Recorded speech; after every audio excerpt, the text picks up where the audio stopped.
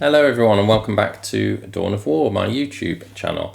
My tiny YouTube channel, but is a little bit bigger than it was last week because so many of you joined in, tuned in and watched the Codex sort of read through video that I did last week, which was by far my most viewed video, and I'm sure you were there for the Codex information rather than my handsome features. But nevertheless, I do appreciate all the views and the likes and the so many comments that I had on that video. It was great. The only reason I make these videos and have this little channel is just to share the hobby and to talk about something that I love and to share it with other people. I mean, there's no other incentive than that. It's just fun, and it's, you know, I could make videos just for one man and his dog, but the more people that are involved and watching and chatting and sharing ideas, the more fun it is for me, and it sort of makes it more worthwhile, really. So thank you to everybody who watched and liked and subscribed and left comments, and there were some very nice comments. There were a couple of quite nasty ones as well, but they made me laugh, and you know what, you had a point as well. So for the people who were sort of criticizing the delivery and sort of my mannerisms and things like that, I do appreciate it, because fair enough, really. And I think if more people are going to watch the videos, I should probably think a bit more and put a bit more effort into the presentation and the sort of production value of them, just a little bit, to try and make them maybe less annoying, or certainly at least edit rather than just sit and read ad hoc. It's quite difficult, actually, harder than you think, to just sit and talk off the top of your head or just read through something for the very first time, you know, for 2 hours. Essentially, completely unscripted, unedited, just free flowing, and it probably isn't the best experience for the viewer. So I will take that on board, and I will try a bit harder in future with the production value. So please keep tuning in. With that said, I haven't made a video since then, so it's been about 5 or 6 days now, I think, because I've just been so busy with work. And not too much has happened in the news or in Warhammer anyway, really. There's been the logo debacle that's happened today, which is people have just suddenly noticed that Games Workshop changed their logo, essentially, to this incredibly bland, uninspired, minimalist corporate logo. And I think they did it a while ago, but people have only just noticed. It's so boring, nobody even noticed it. So that's been a little bit of a sort of a scandal today, that Games Workshop are becoming even more corporate. That's kind of funny, but a small thing that happened. I think the financial report for Games Workshop is out tomorrow. It's normally the 29th of July, I think, each year is their sort of half-yearly report. So it'd be interesting to see what happens with that, and the effect on the stock price, etc. So if you're a gambler, maybe get up early and buy some Games Workshop stock. But this is not financial advice, because I won't be doing that. But let's see what happens. There's usually some quite interesting little tidbits to read in the literature that they produce with the report. Sometimes it gives a bit of a hint as to what direction they'll be going, and some clues as to like PC games and things like that they might be coming out with, and licensing things. So watch out for that tomorrow. I didn't do a Sunday pre-order preview video this week because I didn't really have time, but also it was oddly all the Saturnine releases, just in sort of single releases, which I thought was pretty early, since the Saturnine box has only come out, I think it was on Saturday it was actually released. I did film an unboxing video for the Saturnine box a couple of weeks ago, but I wasn't sure it was of good enough quality, or whether that many people were interested in Horus Heresy. But let me know if you would like to see more Heresy videos and you're interested in the Heresy and certainly this version 3.0. Let me know, and I can make some videos of I've got both of the Liber books, and I've got the first sort of supplement that's just come out, and of course I've got the Saturnine box and a lot of the second edition model range. So if you're getting into the Horus Heresy, you would like to know more or want more videos on that subject, then let me know and I can make them. What else is there to... Oh, that's one thing I have to stop doing. I have to stop doing this, apparently. It's very annoying. What else has happened? There's the bit of a drop pod fiasco in that preview article that came out on Sunday, in that Games Workshop have done a very amusing sort of Machiavellian and a predatory thing, in that they sort of discontinued the old drop pod model for 40k. They then released a new one, which was 2 drop pods in a box, so you had to buy 2. And then now, 3, 4, 5 weeks later, however long it's been, actually I don't even think it's that long, maybe 3 weeks since the new drop pod. Then the old drop pod is now sprung back to life, and like some sort of reanimated zombie, and it is now going to be part of the Horus Heresy range in a new box, an old kit in a new box. And let's see whether the price is new as well, and whether the price has gone up for no apparent reason, just because it's part of the Horus Heresy range and not the 40k range. That'll be interesting to see. So there's that. But apart from that, not much has happened in the last week. Apart from the fact that more and more reviews have now come out about the Black Templar Codex, which is great, and it's been really good to... I mean, I've learnt of new channels and Discord channels and stuff from having done my video last week, so I've been much more involved in talking about the Black Templars and learning from other videos. All the usual suspects have come out with their reviews, from tabletop tactics to the more hardcore stuff like Art of War. All really interesting reviews and takes on and opinions on the Codex. So I don't know whether I need to make any more videos about the Codex, but one thing I was thinking of doing was doing a read-through of the lore, and I can do that hopefully in the next couple of days. It's not that much in the new Codex, I have to say, and I didn't really, when I had a very quick skim through, and I didn't really see any new lore. But if people are interested in that, I can do a read-through, and you can just sit and listen to that. It'll be an hour or so while you're painting or something, if you are actually interested in and can't wait to see what the up-to-date lore is for the Black Templars. And the other thing is, of course, the Crusade rules and the relics and all of the information around the Crusade system. I don't know how many people are interested in that, or whether that many people even play Crusade, really, other than sort of 40k competitively. But if that is the sort of thing that you'd want, or you do want me to go through or show the Crusade rules, let me know in the comments, and I can do a video on that pretty easily.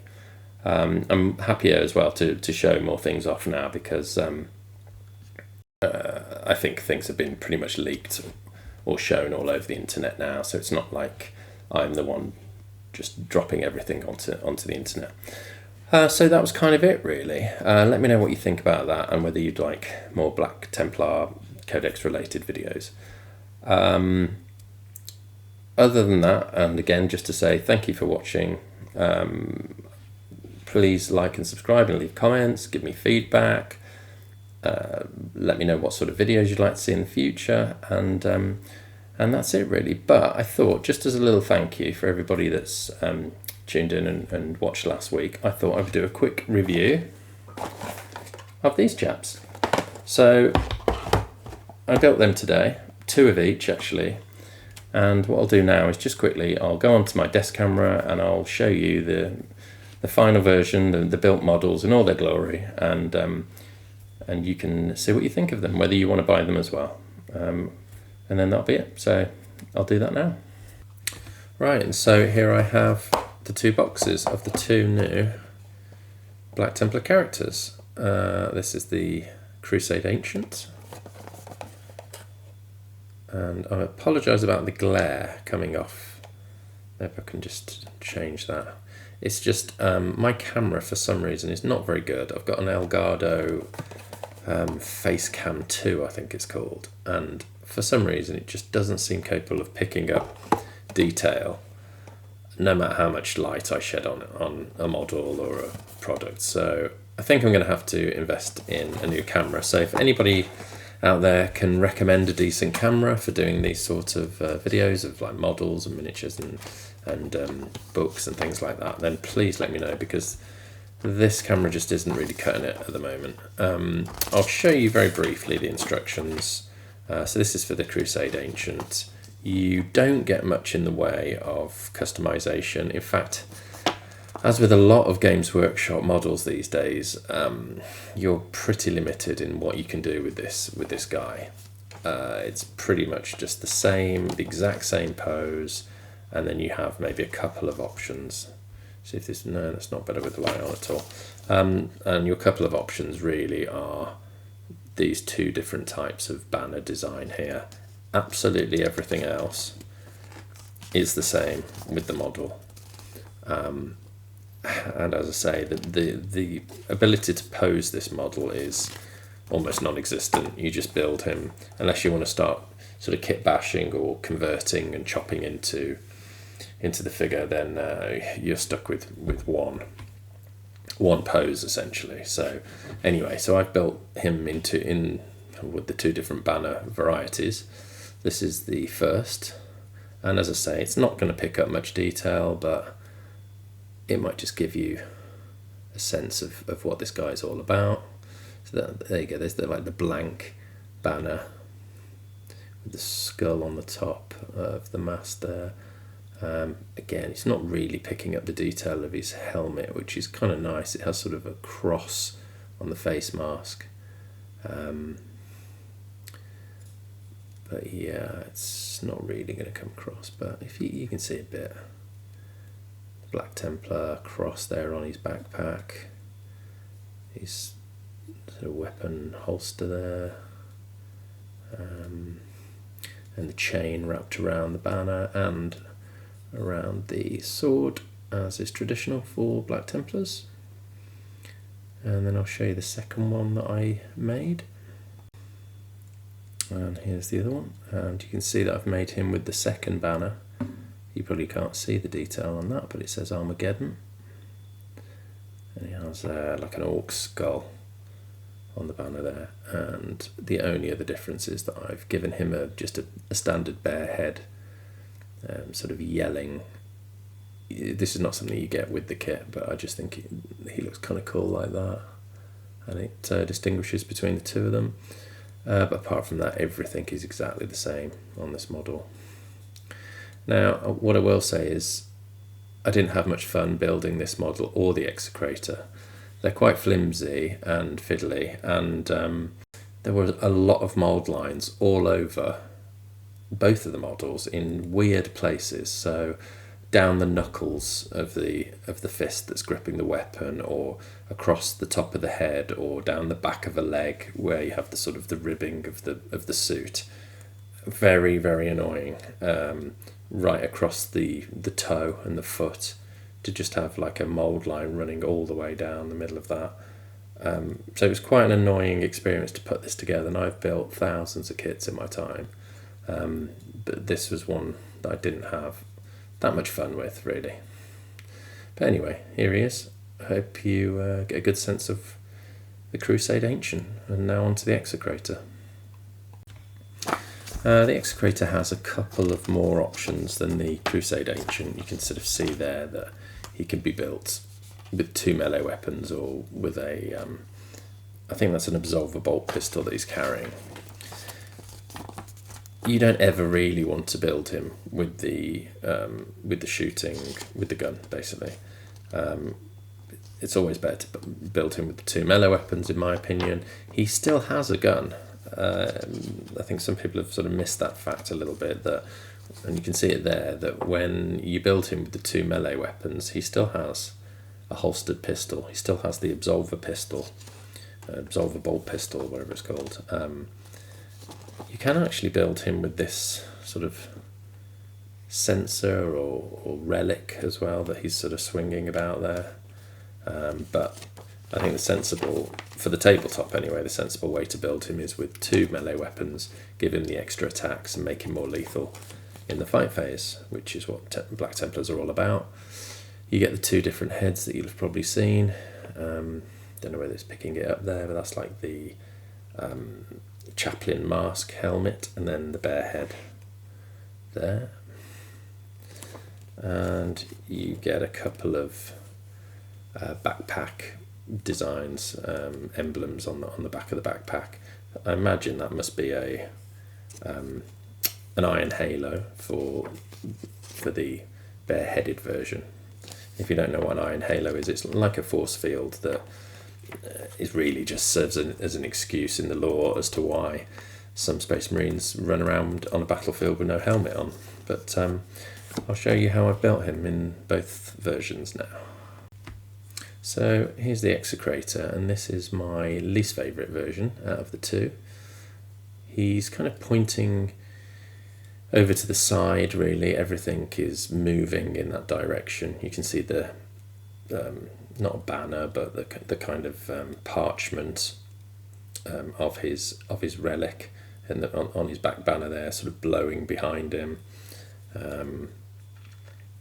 He's sort of moving off to the side like that, and he's looking in that direction off to the side. Again, not sure quite how much detail I'm going to be able to show you due to my ridiculous camera. So he doesn't have the cross on his backpack there. There is the pistol holster that I was talking about, and you can see the Crozius, and that's another thing that you have another version of as well. So that's him with the helmet. And this is the other one, and I much prefer this one. This is the bare-headed version, and he's just pointing towards the camera here, striding forward. A different Crozius. He has the iron halo I was just talking about. Again, the power sword chained to his wrist like all Black Templar do. But everything else is the same. But I just think he looks a bit better, and I like this head option as well.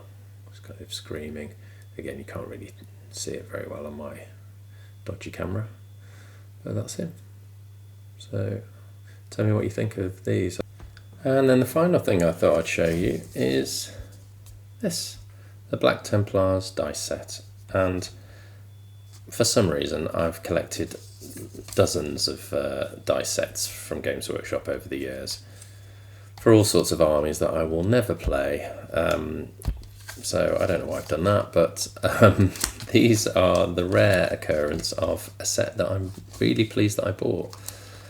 As I've mentioned in a previous video, Games Workshop are now in the habit of just providing us with 16 dice, and in this pretty shoddy cardboard container box thing, rather than 20 dice in a really nice plastic case that was, what we used to get back in the day. But that's what they seem to do now, which is unfortunate. But the upside is that these are lovely dice. I'll just try and show you if my camera will pick up the effect. So it has this sort of pearlescent, which is like a sort of marble effect,